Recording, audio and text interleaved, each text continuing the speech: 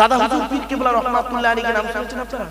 পুরপুরা শরীফ দাদা হুজুর পীর কেবলা রহমাতুল্লাহ আলাইহি উনি শিয়ালদা থেকে একটা মাটির ট্রেন চলতো বনগাঁ পর্যন্ত।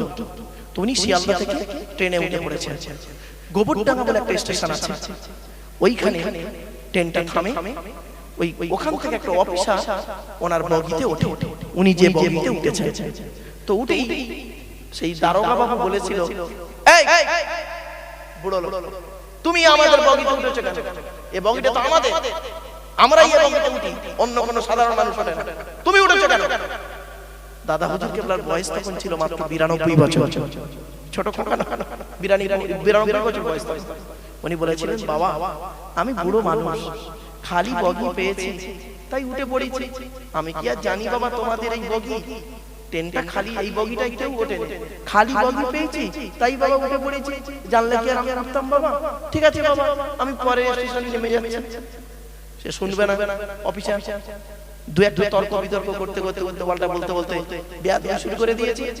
আল্লাহর ওলিদের সামনে যারা বেয়াদবি করে তাদের তো ভালো হয় না। ব্যাস বলতে বলতেই বলছে, তুমি জানো তোমাকে গুলি করে মেরে ফেলতে পারে। তখন দাদা হুজুর দুঃখ পেয়েছিলেন, পেয়ে বলেছিলেন, দেখো বাবা তুমি এই তোমার গুলির ভয় আমাকে দেখাও, তোমার গুলির ভয় আমাকে দেখাও। আমার আল্লাহ যদি তোমার গুলিতে আমার মৃত্যু লাগে কপালে, তাহলে ওটাই হবে, আর নইলে তুমি হাজারো গুলি করলে আমার মৃত্যু হবে না। যেই বলেছে কথাটা, দারোগা বাবু ঘুরিয়ে সঙ্গে সঙ্গে 3 রাউন্ড গুলি করেছিল বুকে 3 রাউন্ড গুলি করেছিল, একটাও গুলি বুকে বের হয়নি, বাইরে ফায়ার করেছে, বেরিয়ে গেছে। জোরে জোরে এরই নাম 100%। 100% ইমান কাকে বলে বুঝতে পারছেন বাপেরা? শিখে নিন। আচ্ছা বাবা, এই গুলির ঘটনাটা বলতে ক মিনিট সময় লাগলো আপনাদের কাছে? 2 মিনিট। আর এইটাকেই দেখবেন কত বক্তা 20 মিনিট ধরে টাইম পাস 20 মিনিট। 2 মিনিটের কথা সহজে বললে মানুষ বুঝে ফেলে, 20 মিনিট ধরে চলে যায়। ব্যাস বাপেরা, আওয়াজ কি জিনিস আপনারা হয়তো বুঝতে পারেন। আমি মরে যাব যেদিন, সেদিন বুঝতে পারবেন লোকটা বলেছিল তো সত্যি, ছেলেটা তো সঠিক কথা বলে গেছিল, তখন বুঝতে পারবেন। চলো, তাই আল্লাহ বললেন, এই পৃথিবীতে যতদিন বাঁচবি 100% আমাকে আল্লাহ বিশ্বাস করবি। চলতে ফিরতে উঠতে বসতে তোর কেউ আপন নয়, একমাত্র আমি আল্লাহই বললাম তোর আপন। জোরে বলে বলে। এখন অনেকে মনে মনে ভাবছেন, দূর মারুক ভাই, আমার বউ আমার আপন, আমার পিতা আমার আপন। আল্লাহ বলছে, আর ভালোবাসা দেখাস না।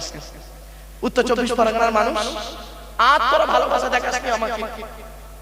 আমি আল্লাহ তোদের ভালোবাসা টেস্ট করে দেখে নিয়েছি। কবে জানিস? 2020 সালে করোনা রোগ দিয়ে ভালোবাসা কে কাকে কত ভালোবাসিস আমি টেস্ট করে দেখে নিয়েছি। বাপের করোনা হয়েছে, ছেলে ডাক্তারকে বলছে মেরিয়ে দেন, মেরিয়ে দেন, মেরিয়ে দেন। ঠিক না বেটি? মায়ের করোনা হয়েছে, বাপ সরে পড়েছে। বউয়ের করোনা হয়েছে, স্বামী বিয়ে করে নিয়েছে। স্বামীর করোনা হয়েছে, বউ বাপের বাড়ি চলে গেছিল। শুধু তাই নয়, মায়ের পেটের ভাইয়ের করোনা রোগে মায়ের পেটের ভাই মারা গেছে। করোনা হবে বলে মায়ের পেটের ভাই লাশটাও আনতে যায়। ঠিক না বেটি? আল্লাহ বলে, ভালোবাসার দেখাসনি, আমি ভালোবাসা তোদের চিনে নিয়েছি। ভালো যদি বাঁচতে হয় পৃথিবীতে দুজনকে ভালোবাসবি, দুজন তোদের নিঃস্বার্থ ভালোবাসে। দুজন। এক নাম্বার কি? আল্লাহ বলছেন, আমি সৃষ্টিকর্তা তোদের সৃষ্টি করেছি, আমি তোর নিঃস্বার্থ ভালোবাসি। তুই আমার ডাকলেও তোর গাড়ি বাড়ি দেবো, আর না ডাকলেও তোর গাড়ি বাড়ি দেবো। তুই নামাজ না পড়লেও তোর টাকা পয়সা দেবো, খাওয়াবো, আর তুই নামাজ পড়লেও তোরে খাওয়াবো। আমি জানি বিচার একদিন তো করবো। খেলা হবে ওই মাঠটায়। কদিন আগে খেলা হবে, খেলা হচ্ছিল, খেলা হবে ওই মাঠটায়। ইয়াউমা ইয়াজমাউকুম লিয়াউমিল জামঈ যালিকা ইয়াউমুত তাগাবুন। সেই মাঠটার নাম হলো হাসরের মাঠ। ওই মাঠে তোদের খেলা হবে। দেখ দেখ হারি চালকে জিতিস ওই মাঠটায়। চলো। আল্লাহ বলছে, এক নাম্বার এই পৃথিবীতে তোকে ভালো যদি বাঁচতে হয় আমি আল্লাহ তোকে ভালোবাসি, এক নাম্বার। আর 2 নাম্বার একজন ভালোবাসে, নিঃস্বার্থ ভালোবাসে। সে যদি বলতো আমাকে, আল্লাহ বলছেন, সে যদি ইচ্ছা করলে বলতে পারতো সেই ব্যক্তিটি যে আল্লাহ আমার বউগুলো আমার ছেলে মেয়েগুলো জান্নাতে দিও, বাকি যা জাহান্নামে যায়। সব বলেনি। তার স্ত্রী ছেলে মেয়ের কথা আমার কাছে অত কাঁদিনি যা তোদের জন্য সে কেঁদেছে। তার নাম হলো সবুজ গম্বুজের তলে ঘুমিয়ে আছে, নাম হলো বিশ্বনবী মুহাম্মদ রাসূলুল্লাহ। চলো আল্লাহ বলে আমি তোকে কিভাবে ভালোবাসি একবার ফলো করো, আল্লাহ কিভাবে ভালোবাসছে দেখি বলবো। আল্লাহ বলছে তুই কিভাবে এলি পৃথিবীতে একবার চিন্তা করতে দেখি। আল্লাহ বলছে একবার চিন্তা কর বান্দা। বন্ধুরা এখানে বসে বসে ভাবুন তো দেখি, আল্লাহ বলছে তুই কিভাবে পৃথিবীতে এলি একবার চিন্তা কর। ওয়ালাকাদ খালাকনাল ইনসানা মিন সুলালাতিন মিন তিন সুম্মা জাআলনাহু নুতফাতান ফি قرار مكين কোরআনে আয়াত 18 নম্বর পারা 1 নম্বর পৃষ্ঠা 12 নম্বর লাইন সূরার নাম সূরা মুমিনুনের 12 নম্বর আয়াত। এই যে আয়াতগুলো পড়ছি একটা একটা আয়াতে প্রচুর পরিমাণ অক্ষর আছে, 20টা 30টা 40টা করে অক্ষর আছে, আর এক একটা অক্ষরে আল্লাহ 10টা করে নেকি লিখে দিচ্ছে। জোরে বলে বাবা ঘটনা বললে বলতে পারি না, পারি, কিন্তু কেন কোরআনে আয়াত বলি? যাতে করে একটা আয়াত পড়লে যদি এতগুলো নেকি হয়, মানুষগুলো শুনলেও নেকি পড়লেও নেকি। জোরে বলে বাপেরা কোরআনের আলোচনা শুনবেন। আমি জানি কোরআনের আলোচনা শোনার লোক খুব কম, ঠিক না বেটি? কোরআনের আলোচনা শোনার লোক খুব কম। আল্লাহ বলছে বান্দা আমি আল্লাহ মাটির নির্যাস থেকে তোকে তৈরি করেছি, বাপ আর মায়ের মিলনের মাধ্যমে ওই পানিটাকে আমি আল্লাহ তোর মায়ের পেটে ডাইসে রেখেছি। তারপরে কি করেছি? ওই পানিটা 40 দিন পরে রক্তপিণ্ড করেছি, তার 40 দিন পরে মাংসপিণ্ড করেছি, তার 40 দিন পরে হাড় তৈরি করেছি, হাড়ে আর মাংসই সুন্দর করে লাগিয়ে দিয়েছি। আমি আল্লাহ তোর মায়ের পেটের ভিতরে সুন্দর আকৃতি দান করেছি। মায়ের পেটে যখন বাচ্চা এসে যায় 1 মাস 120 দিন, কদিন এসলে জেনে রাখবেন, মায়ের পেটে যখন বাচ্চা 120 দিন হয়ে যায়, তার মানে 4 মাস হয়ে যাবার পর বাচ্চা স্ট্রাকচারটা তৈরি হয়ে যায়, গ্রোথটা একটু দেরিতে হয়। তখন আল্লাহ পাক একটা ফেরেশতা পাঠান। শুনে নিন বাবাজিরা, ভালো করে শুনে যান। এখানে আল্লাহ একটা ফেরেশতা পাঠান 3টে জিনিস লিখে দিতে। কটা? 3টে। কি ফেরেশতা এলো, এসে ফেরেশতা বলছে আল্লাহকে, আল্লাহ কি লিখবো? আল্লাহ বলছে লেখ। 1 নাম্বার লেখ পৃথিবীর দিন রাত্রির গণনাতে কতদিন ও পৃথিবীতে বাঁচবে, ওইটা লেখ। তা ফেরেশতা বলছে আল্লাহ কত লিখবো আপনি বলেন, ক বছর বাঁচবে বলুন। আল্লাহ বলছে লেখ, কত লিখবি বলতো দেখি। তা ফেরেশতা বলছে আল্লাহ আপনার নবী মুহাম্মদ সাল্লাল্লাহু আলাইহি ওয়াসাল্লাম বলেছেন উম্মতে মুহাম্মাদির গড় আয়ু হলো 60 থেকে 70 বছর। কত কত কত হাদিস, সব হাদিস বলছি, কোরআনে আয়াত বলছি গো বাবা। আল্লাহর নবী বলেছে উম্মতে মুহাম্মাদির গড় আয়ু হলো 60 থেকে 70 বছর। তা কত লিখব আল্লাহ? 65 লিখব? আল্লাহ বলল না, 62 লিখ। 62। ফেরেশতা বলছে আল্লাহ 62 লিখে দেব? হ্যাঁ লেখ। আল্লাহ বলে কেন জানিস? ফেরেশতা বলছে আল্লাহ আপনিই জানেন, আপনি ভালো জানেন, আমি কি করে বলবো? আল্লাহ বলে শোন, ও সরকারি চাকরি করবে, 60 বছর বয়সে রিটায়ার্ড হবে, ও যে মাসে রিটায়ার্ড হবে ওই মাসে 1 লাখ টাকা মাইনে পাবে, আর পরের মাসে পেনশন কেটে 25,000 টাকা পাবে। এমনিতেই মাল সুগারে 12টা বেটি যাবে। কিছু বুঝতে পারেন আমার ওয়াজ দেখলে একটু ট্রেন লাগবে। তা ভালো লিখলো, 62 বছর বাঁচবে। গেল। আল্লাহ বলছে দ্বিতীয় কি লিখবে এবার? আল্লাহ বলছে লেখ পৃথিবীতে এই 62 বছর বয়স পর্যন্ত কি কি খাবার খাবে লেখ। কি কি খাবার খাবে? তা ফেরেশতা লিখছে চাল, ডাল, আলু, পেঁয়াজ, তেল, লঙ্কা, হলুদ, মিষ্টি, মিঠাই, ফল, পাকড় সব লিখে ফেললো। লিখতে লিখতে ফেরেশতা বলছে আল্লাহ এই যে খাবারগুলো আমি লিখতেছি, এই খাবারগুলো কি 62 বছর বয়স পর্যন্ত খাবে? আল্লাহ বলল না না, 58 বছর বয়স পর্যন্ত খাবে পেট ভর্তি করে। তখন ফেরেশতা বলছে আল্লাহ আর 4 বছর কি করবে? রোজা রাখবে। আল্লাহ বলছে না, পৃথিবীতে একটা রোগ দেবো রে, এমন একটা রোগ দেবো সব খাওয়া বন্ধ হয়ে যাবে, নাম হলো তার সুগার। একটা করে উচ্চার করা লাগবে, কিছু বুঝতে পারছো না? সুগার রোগ দেবো, সব শেষ। যাদের সুগার হয়েছে তারা ভালো বুঝতে পারছে, সব খাওয়া বন্ধ। কি খাবে? শশা, উচ্ছে, এই সব খাও। কোটি কোটি টাকার মালিক ওই খাও, এই হলো খাওয়া। ব্যাস। 3 নাম্বার ফেরেশতা বলছে আল্লাহ এবারে কি লিখবো? আল্লাহ বলছে লেখ। প্রত্যেকের কপালে লেখা আছে গো বাবা, প্রত্যেকের কপালে লেখা আছে আমাদের। লেখ কি লিখবো? লেখ কোন জমিনে, কোন জমিনে, কোথায়, কি অবস্থায়, কেমন করে ওর মৃত্যু হবে। তা ফেরেশতা বলছে আল্লাহ আপনি বলুন। 2020 সালে এপ্রিল মাসে করোনা রোগ হবে, বারাসাত মহকুমা হসপিটালে 3 তলাতে 4 নাম্বার বেডে সন্ধ্যে 7:30 শনিবারে ওর মৃত্যু হবে। তা ফেরেশতা বলল তা মৃত্যু তো হয়ে গেল, জানাজা কি হবে? বলল না জানাজা হবে না, ও লাশ বাড়ি পাঠাবে না, অমনি প্যাকিং করে মাল বেলচাই দিয়ে গর্তে ফেলে ফেলে হয়নি। কিন্তু বুঝতে পারছেন না ওয়াজ আমার না ভাবে। আজকে প্লাস্টিকের উপরে বসে আছেন আপনারা প্রত্যেকেই, কালকে চোখ দুটো বন্ধ হয়ে গেলে প্লাস্টিকের নিচেই চলে যাবে, ঠিক না বেটি? একবার কি ভেবেছেন? এ ভেবেছেন এ মুসলমান, একবার কি ভেবেছেন? আল্লাহ বলছে তোদের সব নাম আছে না, আলাদা আলাদা নাম দিয়েছি, আছে না বাবা আমাদের নাম? প্রত্যেকের নাম আলাদা, প্রত্যেকের কাম আলাদা, প্রত্যেকের গলার স্বর আলাদা, প্রত্যেকের সম্মানটাও আলাদা। আল্লাহ বলছে শোন, তোর যত সম্মান ইজ্জত নাম কখন আছে জানিস? কখন আছে? তোর দেহে আত্মা যতক্ষণ দিয়েছি। কি কি কি বললাম? যতক্ষণ আমাদের দেহে আত্মা আছে ততক্ষণ আমাদের নাম সম্মান আছে। আল্লাহ বলছে যখন তোর দেহ থেকে আত্মাটা বের করে নেব তখন পৃথিবীতে একটাই নামে ডাকবে, একটাই নাম। মায়ের পেট থেকে যেদিন এলি, মায়ের পেট থেকে যেদিন এলি, মায়ের পেট থেকে যেদিন এলি, সেই দিন তোর একটাই নামে লোক ডেকেছিল। আর যেদিন তোর দেহ থেকে আত্মাটা বের করে নেব সেই দিন তোর একটাই নাম হবে। কি বলতে পারেন? লাশ। কি বললাম? কি বললাম?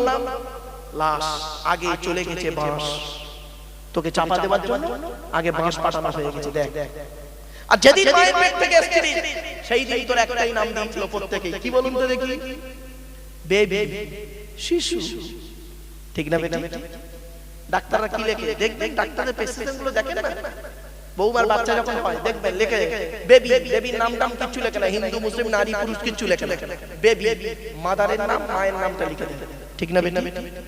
আল্লাহ বলছে বান্দা শোন, যেদিন মায়ের পেট থেকে এলি সেই দিন তোর একটাই নাম ছিল বেবি, শিশু, শিশু, বাচ্চা, বাচ্চা। আর যেদিন চোখ দুটো বন্ধ হয়ে যাবে সেদিন তোর একটাই নামে ডাকবি, লাশ, লাশ, লাশ।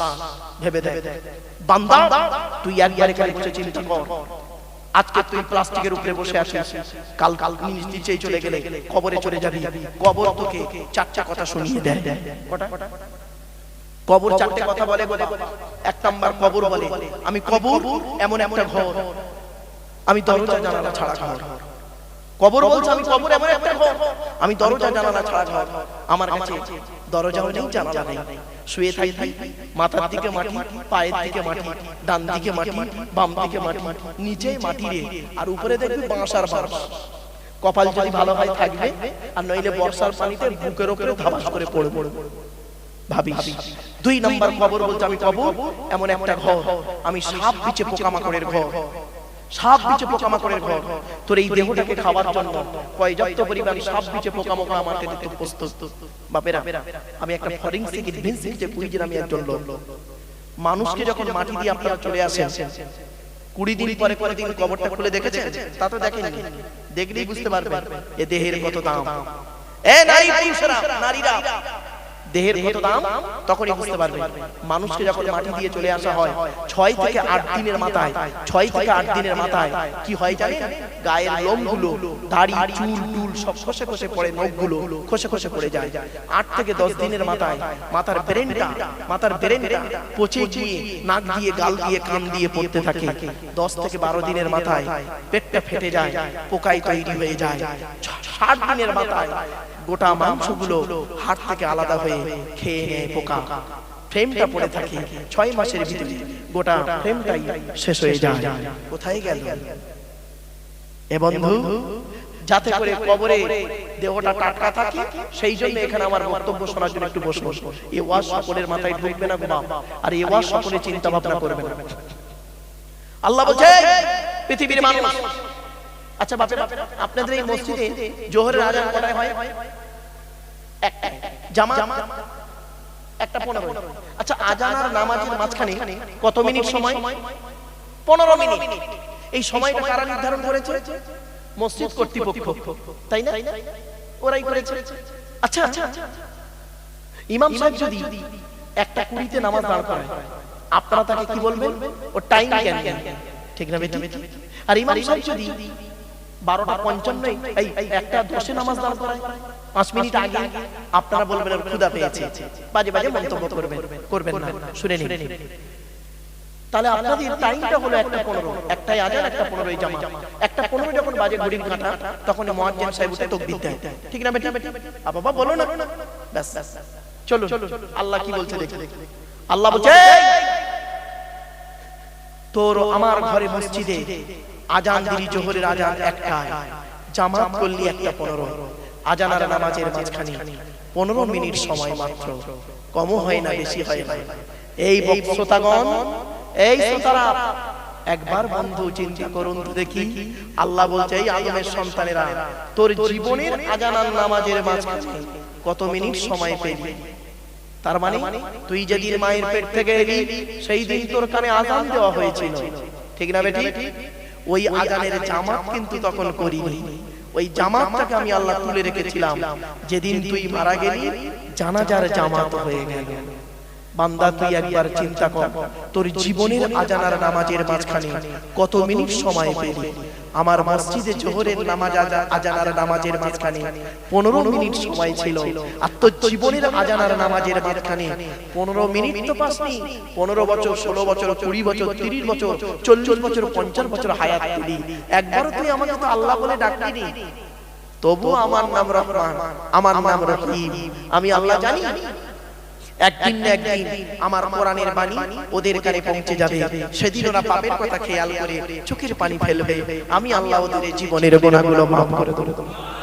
ওমাইয়া মানসুআন আও ইয়াযলিমি নাফসাম সুম্মা ইয়াস্তাগফিরিল্লাহ ইয়াজিদিল্লাহ গফুরুর রহিমা। কোরআনের আয়াত দেবা 5 নম্বর পারার 15 নম্বর পৃষ্ঠা 10 নম্বর লাইন, সূরার নাম সূরা নিসাল কোরআন। আল্লাহ বলে, বান্দা তোরা পাপ করেছিস, আমি আল্লাহ জানি। পাপের কথা খেয়াল করে একবার চোখের পানি ফেল, আমি আল্লাহ তোদের জীবনের গুনাহগুলো maaf করে দেব।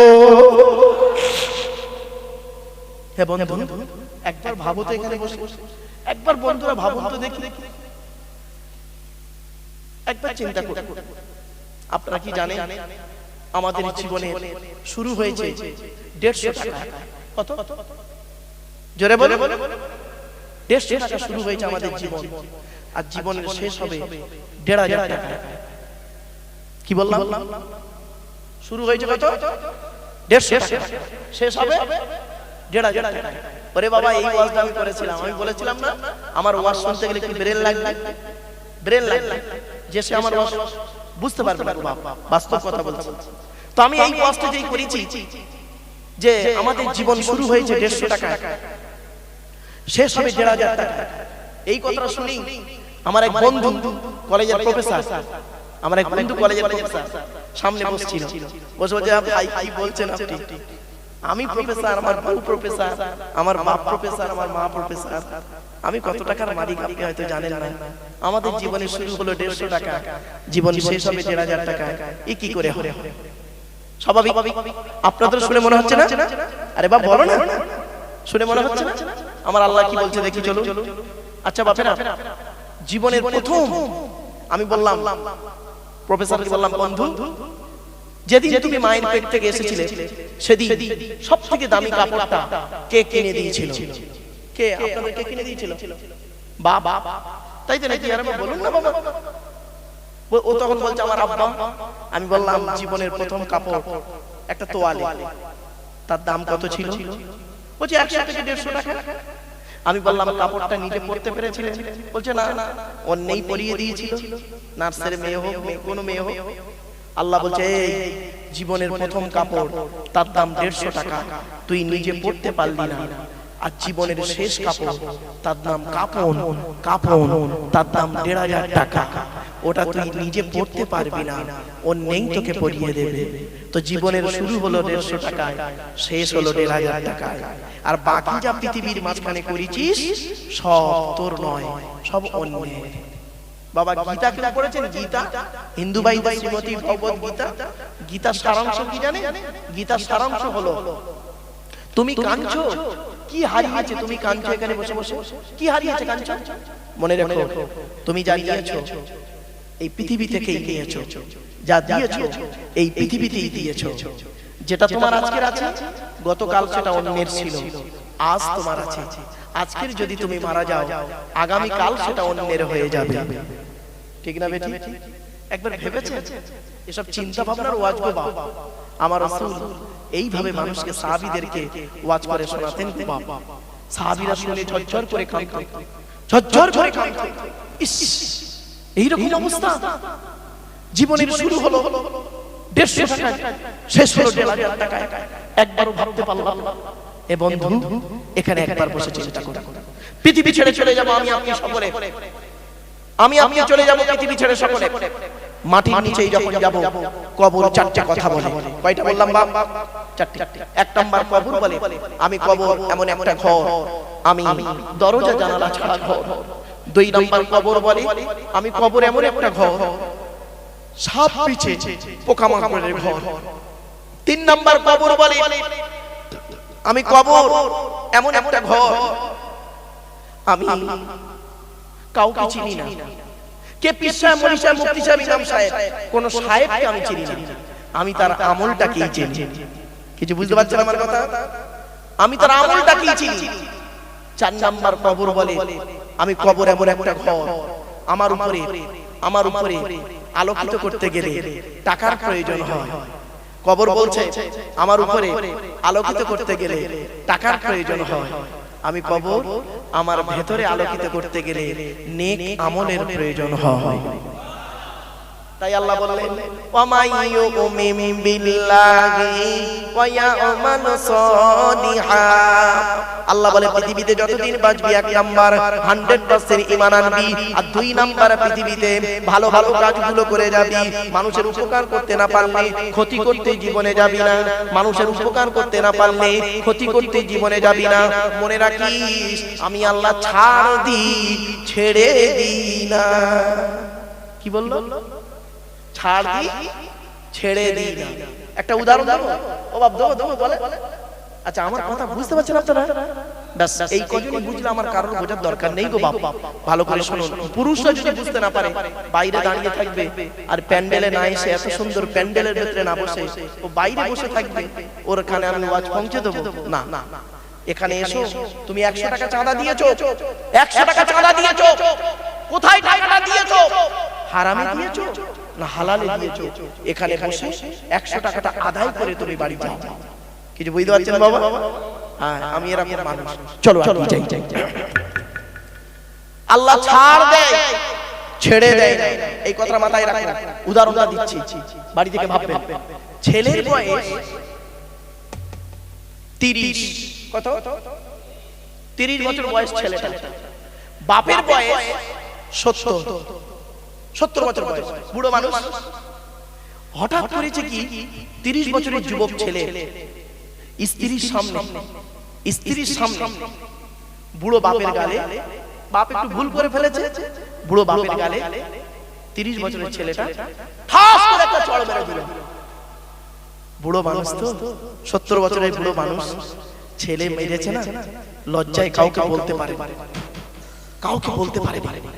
কাউকে বলতে না পেরে সোজা বৌমার সামনে মেরেছে। আরো সেন্টিমেন্টে লেগে গেছে, সোজা মসজিদে গিয়ে মনটা খারাপ করে ঝরঝর করে কাঁদছে।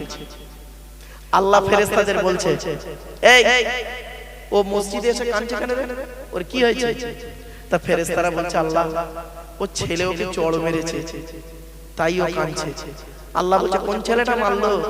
যে ছেলেটার কান্না ডাকটা শোনার জন্য হসপিটালের বারান্দায় সারা রাত দাঁড়িয়ে দাঁড়িয়ে জেগেছিল। তো কিছু বুঝতে পারছেন? বলছে, হ্যাঁ ওইটাই মেরেছে। কোন ছেলেটা মারলো? যে ছেলেকে কষ্ট করে লেখাপড়া শিখিয়ে মানুষ করেছে, তো ওইটাই তো বইয়ের কথা শুনে চড় মারলো। ফেরেশতা বলছে, হ্যাঁ। আল্লাহ বলছে, ওকে কাঁদতে মানা কর, ওকে কাঁদতে মানা কর। আমি আল্লাহ সব দেখেছি, ওকে কানতে মানা কর। আজরাইল 2 বছর পরে করোনা রোগ দিচ্ছি, ওর জানটা কবজ করে নেবে। বাপ মরে গেল, বুড়ো বাপটা মরে গেল। ছেলে কাঁদলো 2 দিন, 4 দিন, 10 দিন, 1 বছর কাঁদলো। কবরের ধারে যেতে লাগলো। নবী বলেছেন, শুনেনি, নবী বলেছেন কবর যত পুরাতন হয় আত্মীয়দের যাতায়াত তত কমে যায়। ঠিক না বেটি?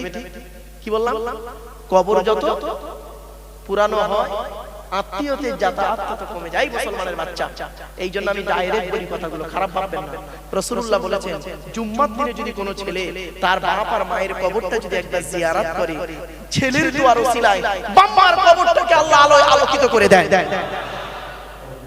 মুসলমানের বাচ্চা, বাপের কবর জিয়ারত করো না?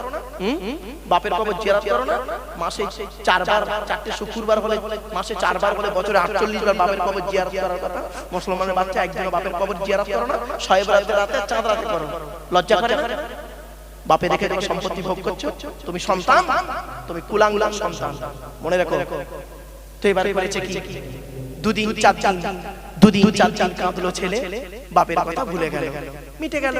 ব্যাস, ঠিক তা 40 বছর পর, কত বছর? ছেলের বয়স তখন কত হবে? 70। ছেলে তখন বুড়ো হয়েছে। ইয়া আবার হাজী সাহেব, কিন্তু এর বাপ কিন্তু হাজী সাহেব ছিল না, সাধারণ লোক ছিল।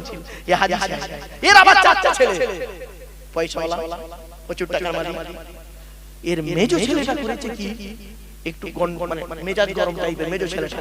হঠাৎ একদিন মেজো ছেলেটা করেছে কি, ওর বউয়ের মেজো বৌমার সামনে সামান্য কথা কাটাকাটি হতে হতে মেজো ছেলেটা করেছে কি, ওর বউয়ের সামনে, মেজো বৌমার সামনে হাজী সাহেবের গালে মেজো ছেলেটা ঠাস করে একটা চড় মেরে দিয়েছে।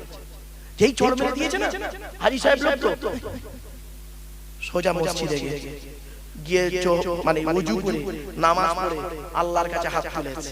হাজী সাহেব ছেলে মেরেছে, লজ্জায় হাত তুলেছে, আল্লাহ আমি হাজী মানুষ, হজ করে এসেছি, আল্লাহ আমার ছেলে আমার গালে আজ চড় মারলো বৌমার সামনে, আল্লাহ তুমি এর বিচার করো, এর বিচার আমি দেখতে চাই, আল্লাহ তুমি এর বিচার করো। আল্লাহ ফেরেশতাদের বলছে, ওকে বলে দে আজ থেকে 40 বছর আগে ওর বাপের গালে একটা চড় মেরেছিল, ওই চড়টা আমি তুলে রেখে দিয়েছিলাম। এই আজকের ওর মেজো ছেলে মেরেছে, 3 মাস 12 দিন পরে ওর ছোট ছেলে আরেকটা চড় মারবে, দুটো হাম মিলে একটা ফুল হয়ে যায়। দেখেছেন? আল্লাহ ছাড় দেয়, কি কি ছাড় দেয়, ছেড়ে দেয় না।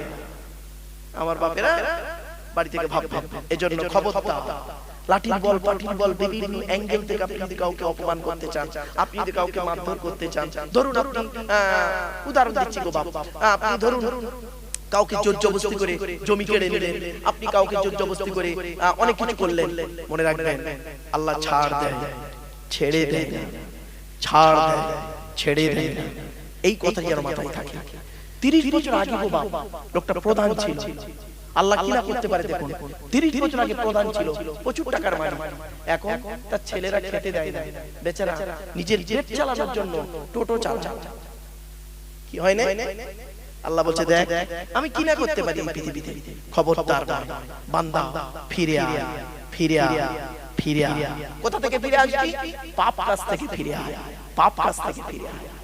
চাচা আমার নামাজ পড়ছি, হারাম খাবার খেয়ে, হারাম খাবার খেয়ে মুনাজাতে কাঁদছি, আল্লাহ ফেরেশতাদের ডেকে বলছে এই মুখটা বাঁদরের মতো করছে কেন রে? ওর কি হয়েছে? মুখটা বাঁদরের মতো করছে কেন, কি হয়েছে? তা ফেরেশতারা বলছে আল্লাহ ও মুনাজাত করছে।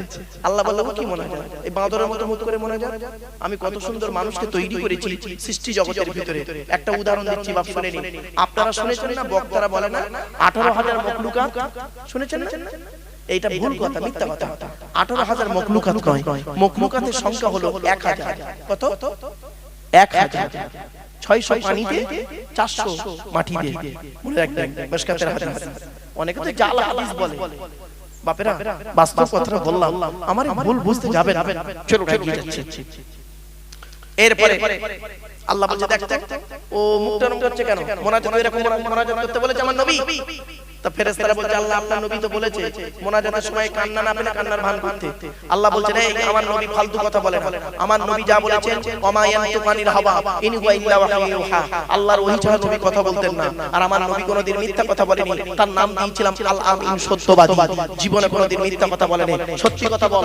আমার নবী কখন বলেছে মুনাজাতের সময় কান্নার ভান করতে? আমার নবী কখন বলেছে মুনাজাতের সময় কান্নার ভান করতে? তখন ফেরেশতারা বলছে আল্লাহ আপনার নবী বলেছেন হালাল খাবার খেয়ে মুনাজাতের সময় কান্না না পেলে কান্নার ভান করতে। আল্লাহ বলে দেখতো হালাল না হারাম করে একবার টেস্ট করে দেখতো। ফেরেশতারা 14 দিন সার্চিং করে এসে বলছে আল্লাহ ইন্টারন্যাশনাল সুদখোর হয়েছে। হুকমের কারণ ও বাবা হুকমের কি হুক বলে তো নাকি? হুকমের কারণ নিয়ে চাচা আমার পাকা চালিয়ে তাহাজ্জুদের নামাজ পড়ছে। আহা কি নামাজ! বাড়ি থেকে ভাব জমির আলচোর। আল্লাহর নবী বলেছেন লানাল্লাহু মান সারাকা মানারাল আরদি, ওই সমস্ত লোকদের প্রতি আল্লাহর গজব যারা জমির আলচুরি করে করে জমি বাড়িয়ে নেয়। আল বোঝেন তো বাবা? বাড়ি থেকে ভাব আমরা শুধু পাপ মানে একটাই বুঝি, মদ খাওয়া হারাম আর সুদ খাওয়াটা হারাম, আর বাকি সব হারাম কাজ করি, সেগুলো আমরা কোনোদিন মানুষের কাছে তুলে ধরি নি। চলুন একটা একটা বলে যাচ্ছি আপনাদের কাছে। তাই আল্লাহ বললেন বান্দা 100% ঈমান আনবি, এই পৃথিবীতে যতদিন বাঁচবি আমাকেই বিশ্বাস করবি। চলতে ফিরতে উঠতে বসতে সব সময় তুই আমার উপরে বিশ্বাস কর। প্রত্যেকটা কাজ যখন করবি আমার উপরে বিশ্বাস করবি। এই জলসা কমিটি বন্ধুদের বলে যাচ্ছি শুনে নাও, জলসা যখন দেবে পৃথিবীর কোনো ব্যক্তি বস্তুর উপরে নির্ভর করবে না। আল্লাহ কোরআনে বলেছেন কি আল্লাহর উপরে ভরসা করতে। ইজা আযামতা ফাতাওয়াক্কাল আলাল্লাহ ইন্নাল্লাহা ইউহিব্বুল মুতাওয়াক্কিলিন।